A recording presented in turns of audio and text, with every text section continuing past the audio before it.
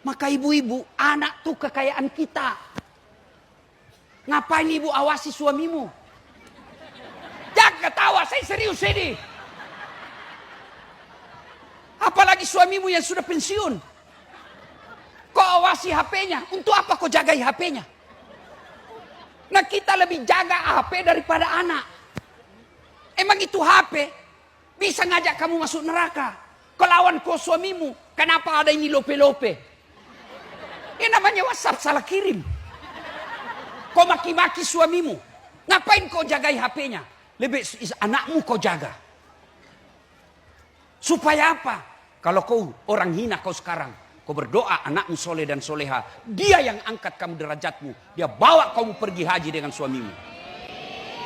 Anak diurus, Pak. Kenapa orang setiap ketemu bertahun-tahun berpisah, dia tidak tanya berapa uangmu? Apa yang dia tanya? Anak. Kenapa? Karena anak itulah memang mengambil jiwa kebahagiaan kita. Kalau ada orang malas ngomong, suruh cerita anaknya. Langsung ngomong itu. Wah, anak saya itu yang pertama cerdas, Ustaz.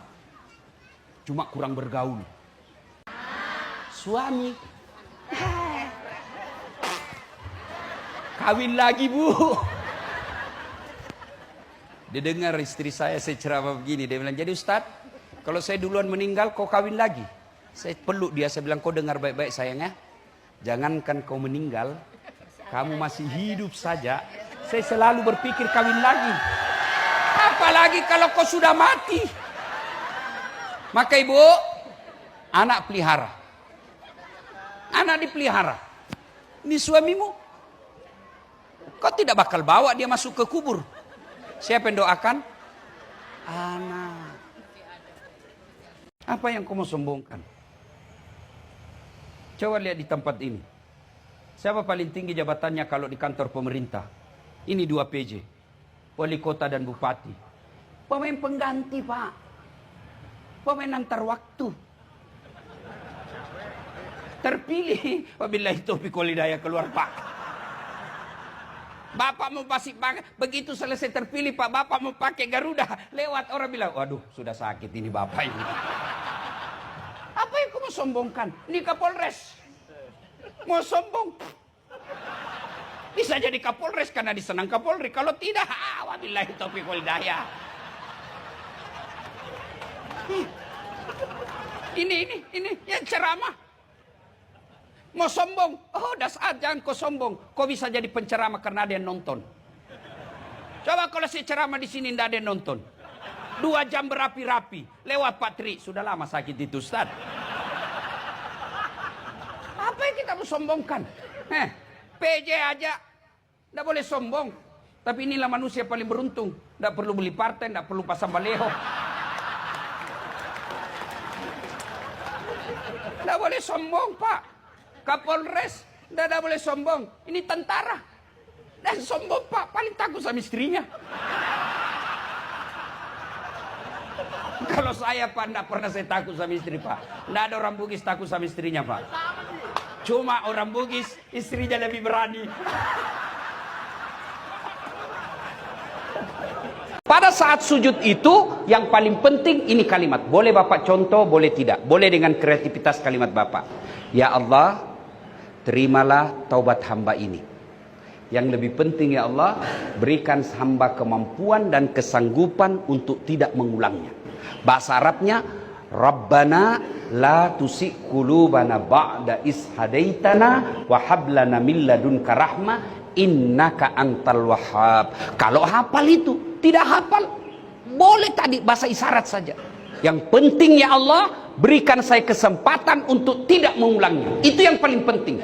Karena tanpa hidayah, biasa kita ulang lagi. Yang selalu saya istilahkan tobat ibu hamil. Pernah lihat bapak-bapak ibu hamil melahirkan? Teriak-teriak itu.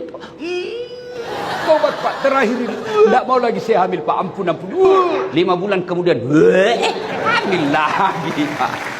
Ya.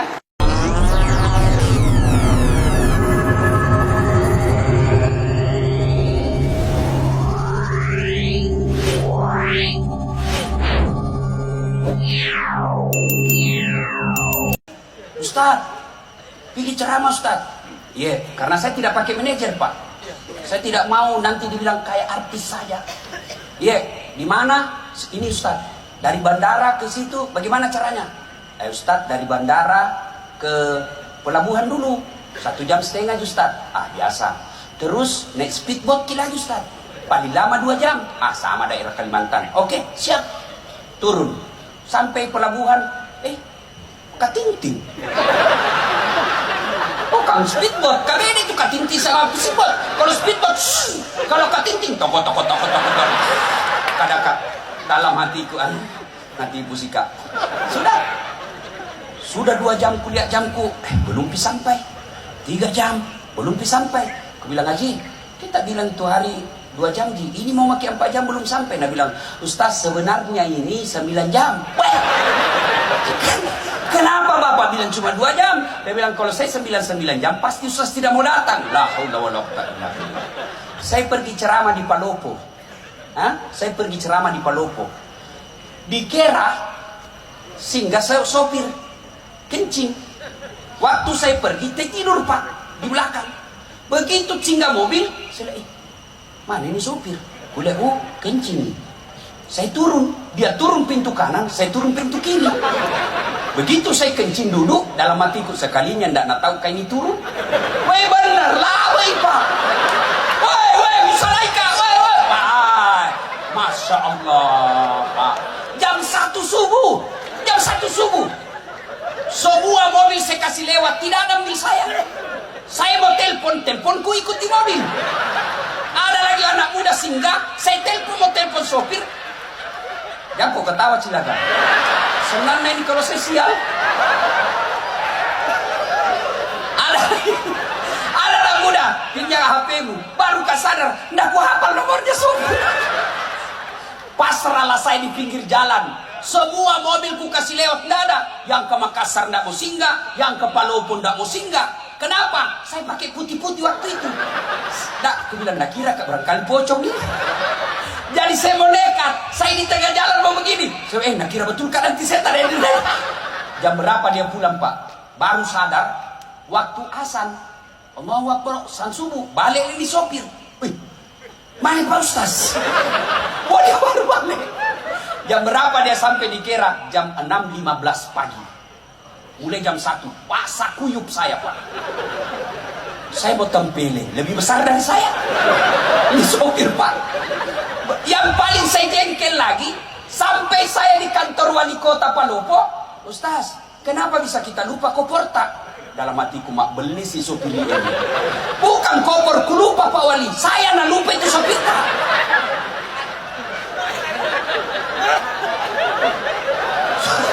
Sudahlah saya ceramah. Selesai ceramah, mau pulang. Itu lagi sopir datang. Dia bilang, Pak Wali, saya maaf kami di sopir tak, tapi jengkel kalian mukanya. Sudah ada selesai, jangan dibawa Kak. Tapi apa hikmahnya? Honorku ditambah. Uang capek bos. Makanya waman yusri yusra. Bersama dengan kesusahan pasti ada kemudahan di dalamnya. Terutama juga yang pakai jilbab tapi tidak memenuhi syarat. Pakaian jilbab itu, pakaian menurut Islam itu ada 4 syaratnya. Nih dengar baik-baik yang mau bikin baju. 1 syarat pakaian itu nutup aurat. Alhamdulillah kalian semua nutup aurat.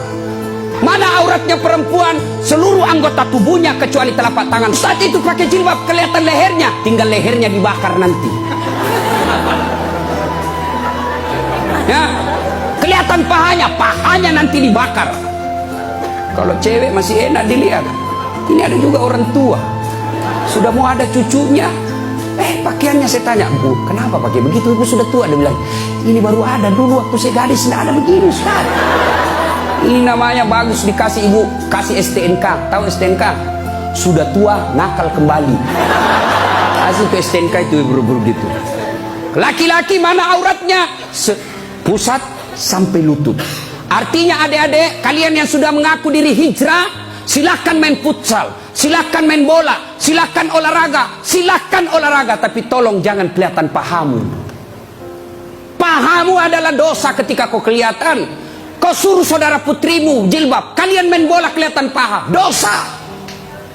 Ah, ndak ada nafsu lihat pahaku. Siapa bilang? Siapa tahu ada janda-janda tua sudah lama ndak lihat paha. Bisa jadi. Ya. Yang kedua, syarat pakaian menurut Quran, nutup aurat. Yang kedua, tidak mempertontonkan lekuk-lekuk tubuh.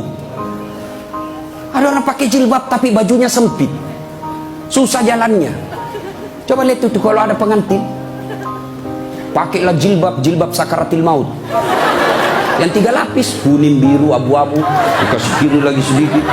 Ada talinya dia ikat-ikat dulu, 2 meter dia kasih di lehernya, kasih dulu. Nah, mulai nggak bisa goyang tangannya. Bajunya sempit, roknya sempit. Jalan dah dia bilang suaminya, buru-buru ibu kita ketinggalan. Tunggu dulu pak. Tunggu. Itu namanya beleng-beleng. Tahu beleng-beleng? Dongo. Tahu dongo? Ah, kau lah itu. Ayo. Syarat yang ketiga, cowok juga. Kalian pikir kalau kau cowok berpakaian ketat-ketat nggak berdosa? Dosa juga itu. Yang lebih mencengkelkan itu yang gendut. Masuklah dia di masjid pakai kaos oblong. Begitu dia ruku, mulai mencemaskan. Sujud, ada celengan. Beleng-beleng.